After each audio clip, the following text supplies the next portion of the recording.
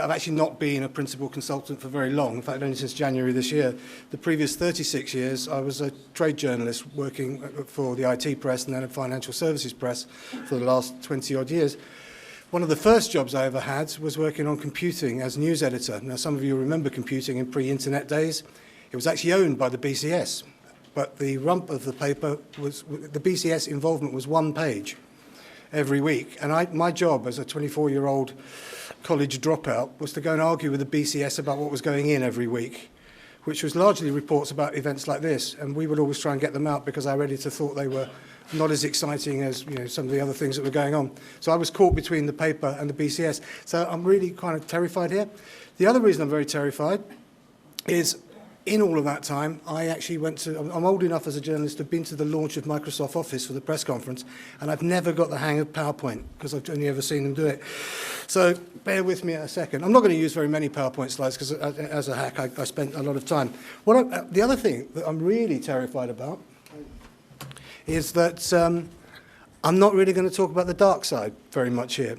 I got roped in here, and really I'm going to talk about the light side, not in the light-hearted sense of it, but I got interested in this topic, the whole, what's now the blockchain, the distributed ledger area, or ledger technology. People have even dropped some of the qualifiers now.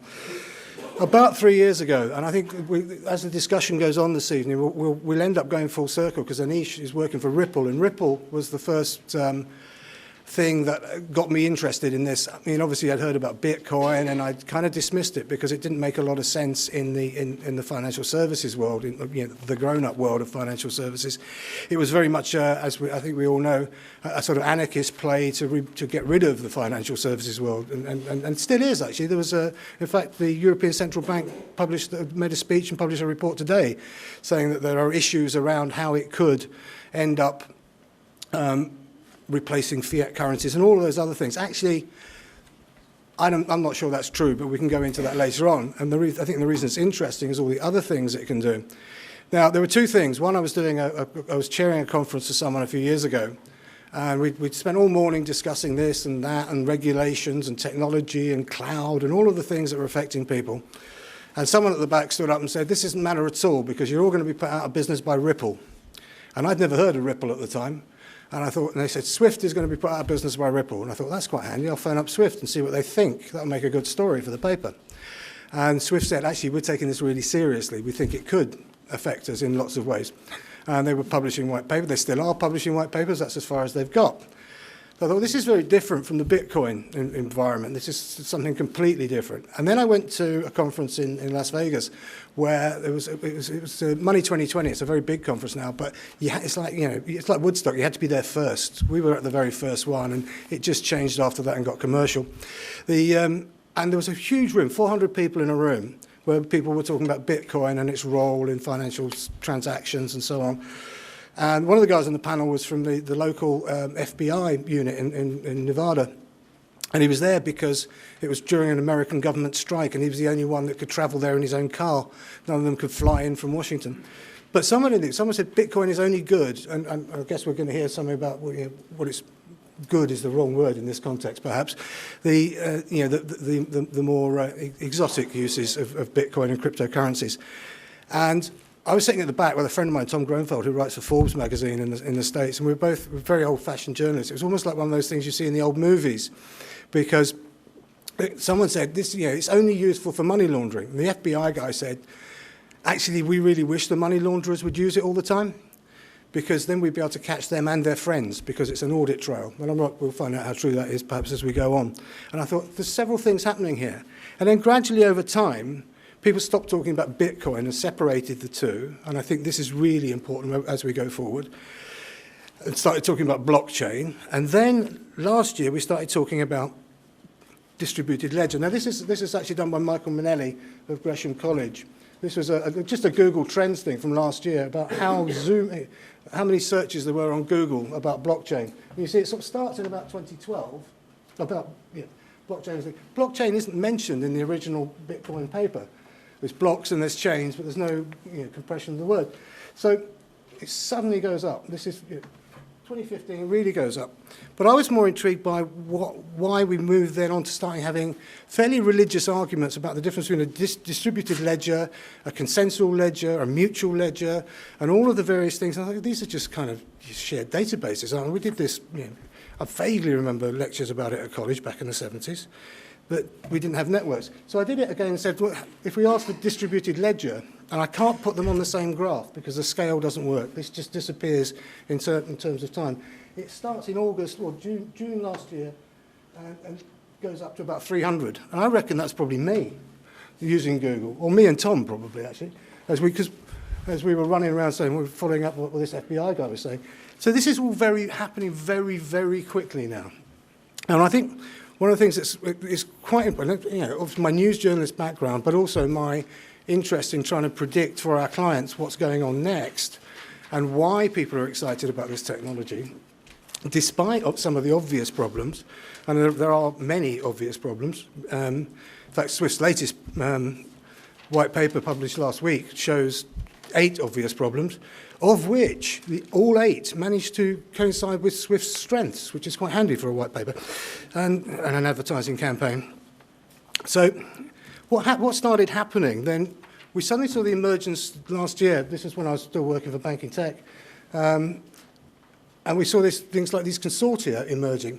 And that's very similar to what happened back when the internet first arrived at the turn of the century, pre-dot-com, when everybody's saying, well, this is no good. You can't use the internet. You can't use TCP/IP for foreign exchange transactions, for instance, because it's not fast enough. It's not robust enough. And the next thing we knew, within about 6 months, we had 13 foreign exchange consortia. Now, R3, and some of you may be involved with R3, it's actually, I think this is quite interesting, because it's actually 42 of the top investment banks in the world, including JP Morgan, Credit Suisse, Goldman Sachs. And that's an interesting club. If you start then, if that's kind of it, really. That's all the trade, that's the sell-side firms. Once you've got that, what their technology is, suddenly to the outside world becomes a bit of a moot point. So that was a change. Then they said, well, we're going to involve non-banks. So they've got their 42. It's a closed member group. So it can be a mutual or a consensual ledger or whatever they want to do. They've now produced a fantastic thing last week called Cordera. I think you should go and look at that. It's a ledger technology that doesn't publish everything on a distributed ledger. You can still have bilateral agreements like you were doing. Barclays have already done some tests on this. Proofs of concept, very popular in this world. I'm not sure entirely what concepts they're using and what they call a proof in some of the cases. The Barclays one, which is interesting, they basically did a distributed ledger using the Cordera model, using the ISMA bond trading rules to trade some fixed income. And my first reaction was, you were doing that on the phone 20 years ago. What is it you've proved here? So there's a lot of casting around for use cases going on now, but it is happening, and there's a lot of time and money going into it. And that's what's going to take it on. You're also starting to see very large, and again, some of you might be involved with this one. This is kind of, if we're going to have these closed user groups, how do we connect them all together? And I think that, you've now got IBM in there, you've got digital asset.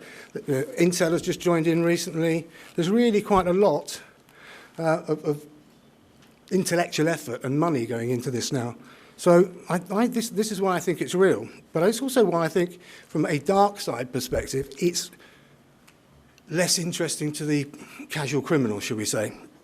I think you've still got, in the real world, the issues that you would find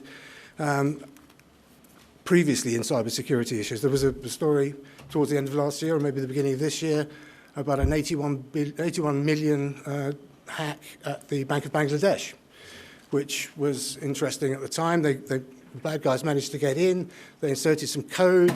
They sent what apparently were genuine messages, but obviously weren't, and moved the money around, and it was only later it got picked up. They also managed to sort of forge within that chain some of the confirmation-type documents that would match the trades. And this week, Swift published a thing saying this has happened several times in other places as well. Those are old-fashioned things. Those are the sort of things that were happening back in war games type hacking days. This is not new. What I think one of the things that people are looking at with ledger technology is getting over that. And you're starting to see Mr. Ripple coming along there. Sorry about the headline, I couldn't resist it. Talented Mr. Ripple. So people that R3 coming along with Ethereum. It ends up being, I don't know, there's some grey hairs in the room. This analogy might work. It didn't work at a younger gathering this morning. It ends up being a bit like a discussion of which was the best lineup of Deep Purple in the 1970s. Was it the Richie Blackmore one, or was it when David Coverdale came in? So, I think, well, as soon as you talk to someone about any of this, they say, yeah, we shouldn't be, Ethereum, maybe we should look at Stellar. And it goes on and on and on like this. There's a kind of arms race going on, and there's also kind of one-upmanship that goes on. But I think as you move further and further into looking at it, you realise that the solidity of what's going on. But despite that, and this is actually with my Ovum hat on, obviously, with the logo, this is a study we did at the end of last year, and it's a general study that Ovum did. I don't know if any of you are familiar with Ovum. It's a fairly newish title in the financial services sector. You might remember it as the Butler Group or Data Monitor and other forms. It's all sort of merged into that. But every year there's, I think it's 1,916 or thereabouts, banks around the world are polled on their attitudes to things. And these are the issues they care about. You've got trade finance, cash management, real-time gross settlement, payments, all of those sensible things. Right at the bottom, blockchain technology. Less than 10% put it as top or second priority. So although it's there, it's not really on that massive development agenda. It's still something of an experimental thing, except where you're probably looking at capital markets, I would guess, with R3 and places like that. But given that, the kind of state of work, I suppose, and it is moving. Actually, even this afternoon when I was going through some of the notes, I would have changed them. You almost have to change them in real time because new reports are coming out every day, new, I won't say discoveries, new statements of the obvious in some case. The one I would point to, which I recommend you to read, is the SWIFT report that came out last week, where they've done what they call a maturity assessment of some of the issues. And one of them is quite important for this discussion. There's strong governance, data controls, compliance, standardization, which they're very keen on because they manage the ISO 20022 standard, and identity frameworks. But security and cyber defense, they actually rank pretty high up, one of the highest rankings here.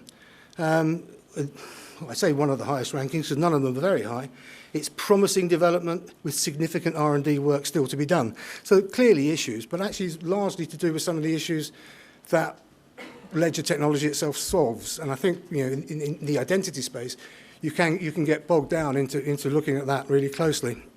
There are people who are, I wouldn't say obsessed is the wrong word, but really see the key to this as being identity, which goes a long way to addressing some of the other issues around security.